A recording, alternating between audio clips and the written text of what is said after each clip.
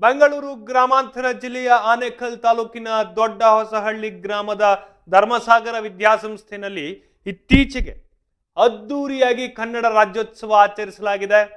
ಕಾರ್ಯಕ್ರಮವನ್ನು ಉದ್ಘಾಟಿಸಿ ಮಾತನಾಡಿದಂತಹ ಶಾಸಕ ಬಿ ಶಿವಣ್ಣ ಅವರು ವಿದ್ಯಾರ್ಥಿಗಳು ಕನ್ನಡ ಭಾಷೆಯ ಮಹತ್ವವನ್ನು ಅರಿತು ದೈನಂದಿನ ಬದುಕಿನಲ್ಲಿ ಕನ್ನಡವನ್ನ ಹೆಚ್ಚಾಗಿ ಬಳಸಬೇಕು ಅಂತ ಕರೆ ನೀಡಿದರು. ಅಲ್ಲದೆ ಸಾಮಾಜಿಕ ಜಾಲತಾಣಗಳಲ್ಲಿ ಆಂಗ್ಲ ಭಾಷೆಗೆ ಬದಲಾಗಿ ಕನ್ನಡ ಬಳಸುವಂತೆ ಸಲಹೆಯನ್ನ ನೀಡಿದ್ರು. ಅಂದ್ರೆ ನೀವೇನು ಫೇಸ್ಬುಕ್, ಯೂಟ್ಯೂಬು, ಟ್ವಿಟ್ಟರು, ವಾಟ್ಸಪ್ಪು ಇಲ್ಲಿ ಹೆಚ್ಚು ಕನ್ನಡವನ್ನು ಉಪಯೋಗ ಮಾಡಿ ಇಂಗ್ಲಿಷ್ನಲ್ಲಿ ಇರ್ತದೆ ಅದನ್ನು ಕನ್ನಡದಲ್ಲಿ ಕನ್ವರ್ಟ್ ಮಾಡ್ಕೊಳ್ಳಿ ಅಥವಾ ಟ್ರಾನ್ಸ್ಲೇಟ್ ಮಾಡ್ಕೊಳ್ಳಿ. ಟೆಕ್ಸ್ಟ್ಗಳನ್ನು ಅಷ್ಟೇ ಸಾಧ್ಯವಾದಷ್ಟು ಕನ್ನಡದಲ್ಲಿ ಟೈಪ್ ಮಾಡಿ ಟೆಕ್ಸ್ಟ್ ಮಾಡಿ ಅಂತ ಹೇಳಿ ಶಾಸಕರು ಕೇಳ್ಕೊಂಡ್ರು. I think so it's a good idea. ಆಗ ಮಾಡಿದ್ರೆ ಬಹುಶಃ ಆಡಳಿತಾತ್ಮಕವಾಗಿಯೂ ಕೂಡ ಕನ್ನಡ ಹೆಚ್ಚು ಚರ್ಚೆಗೆ ಬರ್ತದೆ ಅಂತ ಭಾವಿಸ್ತೀನಿ ನಾನಾದರೂ ಕೂಡ. ಶಾಸಕರು ಮಾತನಾಡಿ ರಾಜ್ಯೋತ್ಸವ ಕೇವಲ ಸಾಂಸ್ಕೃತಿಕ ಕಾರ್ಯಕ್ರಮಗಳಿಗೆ ಸೀಮಿತವಾಗಬಾರದು, ಬದಲಾಗಿ ಕನ್ನಡ ಭಾಷೆ, ಸಂಸ್ಕೃತಿ ಮತ್ತು ಪರಂಪರೆಯ ಬಗ್ಗೆ ಅರಿವು ಮೂಡಿಸುವಂತಹ ವೇದಿಕೆಯಾಗಬೇಕು ಅಂತ ಕೂಡ ತಿಳಿಸಿದ್ದಾರೆ. ಅವರು ಯುವ ಸಮೂಹ ಕನ್ನಡದ ಭವಿಷ್ಯವನ್ನು ರೂಪಿಸುವಲ್ಲಿ ಪ್ರಮುಖ ಪಾತ್ರ ವಹಿಸಬೇಕು. ಮಕ್ಕಳು ಶಾಲಾ ದಿನಗಳಲ್ಲಿ ಗುರು ಹಿರಿಯರ ಮಾರ್ಗದರ್ಶನ ಪಡೆದು ಉತ್ತಮ ಶಿಕ್ಷಣ ಪಡಿಬೇಕು, ಉತ್ತಮ ಭವಿಷ್ಯ ರೂಪಿಸಿಕೊಳ್ಳಲು ಕನಸು ಕಾಣಬೇಕು ಅಂತ ಹೇಳಿದರು. ಕಾರ್ಯಕ್ರಮದಲ್ಲಿ ಮಾತನಾಡಿದಂತಹ ಧರ್ಮಸಾಗರ ವಿದ್ಯಾಸಂಸ್ಥೆಯ ಖಜಾಂಚಿ ಡಾಕ್ಟರ್ ಡಿ.ವಿ. ಧನರಾಜು ಕನ್ನಡ ರಾಜ್ಯೋತ್ಸವವನ್ನ ಕೇವಲ ಸರ್ಕಾರ ಅಥವಾ ಸಂಘ ಸಂಸ್ಥೆಗಳು ಮಾತ್ರವಲ್ಲದೆ ಪ್ರತಿಯೊಬ್ಬ ಕನ್ನಡಿಗರು ಸಂಭ್ರಮದಿಂದ ಆಚರಿಸಬೇಕು ಅಂತ ತಿಳಿಸಿದರು. ವಿದ್ಯಾರ್ಥಿಗಳು ಕನ್ನಡ ನಾಡಿನ ಹಿರಿಮೆ ಮತ್ತು ಮಾತೃಭಾಷೆಯ ಅಭಿಮಾನವನ್ನ ಬೆಳೆಸಲು ಶಾಲೆಯಲ್ಲಿ ವಿಶೇಷ ಕಾರ್ಯಕ್ರಮಗಳನ್ನು ಆಯೋಜಿಸಲಾಗಿತ್ತು ಅಂತ ತಿಳಿಯಲಾಗಿದೆ. ಇದೇ ಸಂದರ್ಭದಲ್ಲಿ ಶಾಲಾ ಮಕ್ಕಳು ವೀರಗಾಸೆ, ಡೊಳ್ಳು ಕುಣಿತದಂತಹ ಸಾಂಪ್ರದಾಯಿಕ ನೃತ್ಯಗಳೊಂದಿಗೆ ಮೆರವಣಿಗೆಯನ್ನು ನಡೆಸುವಂತಹ ಮೂಲಕ ಗ್ರಾಮಸ್ಥರಲ್ಲಿ ಜಾಗೃತಿಯನ್ನು ಮೂಡಿಸಿದರು. ವಿವಿಧ ಕ್ಷೇತ್ರಗಳಲ್ಲಿ ಸೇವೆ ಸಲ್ಲಿಸಿದವರಿಗೆ ಕನ್ನಡ ರಾಜ್ಯೋತ್ಸವ ಪ್ರಶಸ್ತಿ ನೀಡಿ ಗೌರವಿಸಲಾಗಿದೆ. ಕಾರ್ಯಕ್ರಮದಲ್ಲಿ ಕನ್ನಡ ಸಾಹಿತ್ಯ ಪರಿಷತ್ ಗೌರವ ಕಾರ್ಯದರ್ಶಿ ಡಾಕ್ಟರ್ ಬಿ.ಎಂ. ಪಾಟೀಲ ಪಾಂಡು, ಧರ್ಮಸಾಗರ ವಿದ್ಯಾಸಂಸ್ಥೆಯ ಹಿರಿಯ ನಿರ್ದೇಶಕರಾಗಿರುವಂತಹ ಮನೋಹರ್, ಉಪಾಧ್ಯಕ್ಷ ಅಶ್ವಥ್ ನಾರಾಯಣ ರೆಡ್ಡಿ, ಕಾರ್ಯದರ್ಶಿ ಶಾಂತಕುಮಾರ್, ನಿರ್ದೇಶಕರಾಗಿರುವಂತಹ ಜಗನ್ನಾಥ್, ಸುರೇಶ್, ಕೃಷ್ಣಪ್ಪ, ವೇಣುಗೋಪಾಲ್, ವೆಂಕಟಸ್ವಾಮಿ, ಧರ್ಮಸಾಗರ ಪ್ರೌಢಶಾಲೆಯ ಹಳೆಯ ವಿದ್ಯಾರ್ಥಿಗಳ ಸಂಘದ ಅಧ್ಯಕ್ಷ ಕೇಶವ ಬಾಬು ರೆಡ್ಡಿ ಮತ್ತಿತರರು ಉಪಸ್ಥಿತರಿದ್ದರು. ಶಾಸಕ ಬಿ ಶಿವಣ್ಣ ಅವರು ಧರ್ಮಸಾಗರ ವಿದ್ಯಾಸಂಸ್ಥೆಗೆ ಮತ್ತು ತಮ್ಮ ಸೋದರಿ ಶಾಲೆಗೆ ಬಂದಿದ್ದಂತಹ ದಿನಗಳನ್ನ ಅಂದ್ರೆ ಅವರ ಹಳೆಯ ದಿನಗಳನ್ನ ಎಷ್ಟು ನೀಟಾಗಿ ಮೆಳಕು ಹಾಕಿದ್ರು ಅಂತ ಹೇಳಿದ್ರೆ, ಶಾಸಕ ಬಿ ಶಿವಣ್ಣ ಅವರು ಧರ್ಮಸಾಗರ ವಿದ್ಯಾಸಂಸ್ಥೆಗೆ ತಮ್ಮ ಸಹೋದರಿ ಶಾಲೆಗೆ ಬರ್ತಾ ಇದ್ದಂತಹ ದಿನಗಳನ್ನ ನೆನಪಿಸ್ಕೊಂಡ್ರು. ಸಂಸ್ಥೆಯು ಬಡ ಮಕ್ಕಳ ಶೈಕ್ಷಣಿಕ ಪ್ರಗತಿಗೆ ನೀಡಿದಂತಹ ಕೊಡುಗೆಯನ್ನ ಶ್ಲಾಘಿಸಿದ್ರು.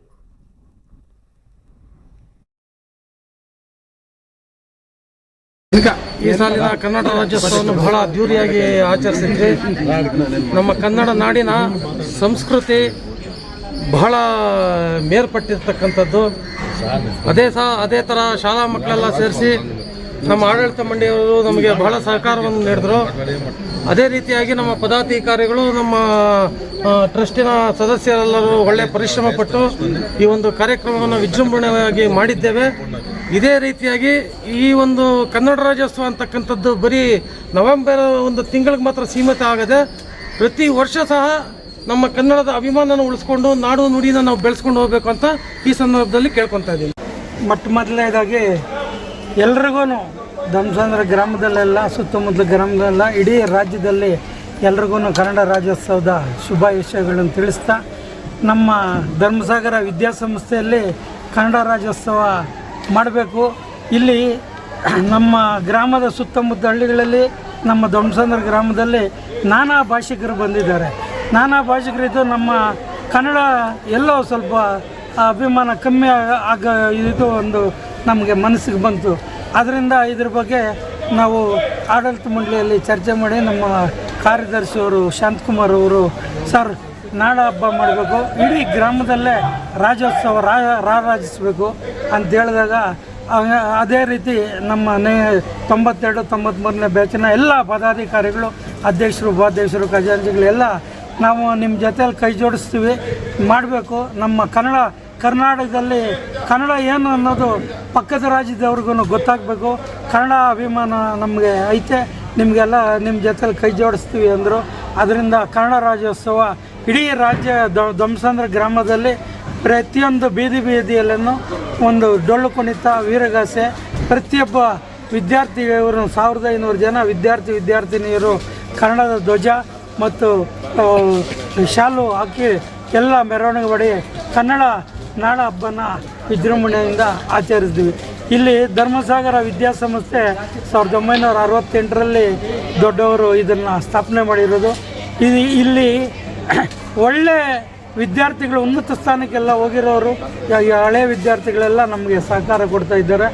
ಇಲ್ಲಿ ಅವರ ಕನಸು ಏನು ಅಂದರೆ 68ನೇ ಇಸ್ವಿಯಲ್ಲಿ ಮಾಡಿದ್ದು ಇಲ್ಲಿ ಕೂಲಿ ಕಾರ್ಮಿಕರಿಗೆ ಮತ್ತು ಬಡ ವಿದ್ಯಾರ್ಥಿಗಳಿಗೆ, ಅದರಲ್ಲೂ ಹೆಣ್ಣು ಮಕ್ಕಳಿಗೆ ಸರ್ಜಾಪುರ ಹೈಸ್ಕೂಲು ಧ್ವಂಸದಲ್ಲಿ ಇರಲಿಲ್ಲ, ಎಲ್ಲ ಸರ್ಜಾಪುರ ಹೊರ್ತೂರು ಹೋಗಬೇಕಾಗಿತ್ತು.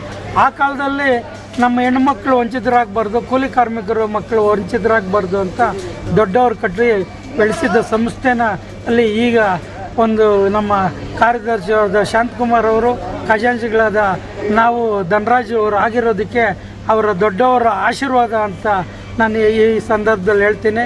ಕನ್ನಡ ರಾಜ್ಯೋತ್ಸವ ಪ್ರತಿಯೊಬ್ಬರ ಮನೆಯಲ್ಲಿ ನಮ್ಮ ಭಾಷೆ ನಾನಾ ಭಾಷೆ ಇರಲಿ, ನಮ್ಮ ಏನು ಹೇಳ್ತಾರೆ ಬಲ್ಲವನಿಗೆ ಗೊತ್ತು ಕನ್ನಡ ಅಂತ, ಆ ರೀತಿ ಪ್ರತಿಯೊಬ್ಬರೂ ನಿಮ್ಮ ಭಾಷೆ ಕನ್ನಡ ಭಾಷೆ ಮನೆಯಲ್ಲಿ ನೀವೇನೇ ಭಾಷೆ ಇರಲಿ ನಿಮ್ಮ ಹೃದಯದಲ್ಲಿ ಮತ್ತು ನಮ್ಮ ಕರ್ನಾಟಕದಲ್ಲಿ ನಮ್ಮ ಜಲ ನೆಲ ಮತ್ತು ಅಂತ ಈ ಸಂದರ್ಭದಲ್ಲಿ ಒಂದು 2 ಮಾತು ಹೇಳೋಕ್ಕೆ ಇಚ್ಛೆ ಪಡ್ತೇನೆ.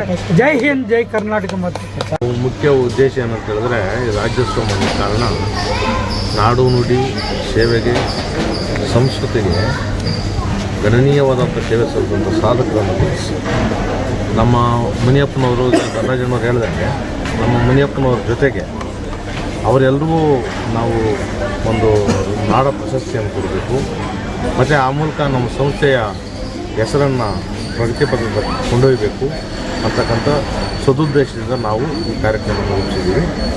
ಈ ಕಾರ್ಯಕ್ರಮ ರೂಪುಗೊಳ್ಳೋದಕ್ಕೆ ಮುಖ್ಯ ಕಾರಣ ನಮ್ಮ 91-93 ಸಾಲಿನ ಹಿರಿಯ ವಿದ್ಯಾರ್ಥಿಗಳು. ಅವ್ರು ಹೇಳ್ಬೇಕಂದ್ರೆ 75% ಅವ್ರದ್ದೇ ಸಪೋರ್ಟ್ ಇದೆ. ನಾವು ಬರೀ ಮ್ಯಾನೇಜ್ಮೆಂಟ್ 25% ಈ ಸಕ್ಸಸ್ ಆದ ಕಾರಣ. ಹಾಗಾಗಿ ಅವರ ಒಂದು ಸಹಾಯದಿಂದ, ಅವರ ಒಂದು ಸಪೋರ್ಟಿಂದ ನಾವು ಈ ಕಾರ್ಯಕ್ರಮ ಯಶಸ್ವಿಗೊಳಿಸ್ತೀವಿ. ಮತ್ತು ಈ ನಮ್ಮ ಕಾರ್ಯಕ್ರಮ ಯಶಸ್ವಿಗೊಳಿಸೋಕ್ಕೆ ಮುಖ್ಯ ಕಾರಣಕರ್ತ ತಾವುಗಳು ಮಾಧ್ಯಮ ಮಿತ್ರರು ತಾವೆಲ್ಲ ಸಹಕರಿಸಿದ್ದೀರ. ತಮ್ಮೆಲ್ಲರಿಗೂ ಧನ್ಯವಾದಗಳು. ನಿಮ್ಮನ್ನು ಎಷ್ಟು ಮಟ್ಟಿಗೆ ಇನ್ಸ್ಪೈರ್ ಮಾಡಿಲ್ಲ ಅದೇ ಉಳಿಯೋದು. ನಾನು ಏನು ಹೇಳಿರ್ತೀನೋ ಏನು ಮಾಡೋದು ಉಳಿಯೋದಿಲ್ಲ. ದಯವಿಟ್ಟು ನನ್ನನ್ನು 10 ನೆನೆಯಲ್ಲಿ ನಮ್ಮ ಹಳೆಯ ಅನುಭವ ಆಗಿದೆ. 10 ನೆನೆಯ ನಕ್ಕು ಮರೆಯಲ್ಲ ಶೈಕ್ಷಣ ಕಾಲೇಜು ಪೂರ್ತಿ ದೊಡ್ಡ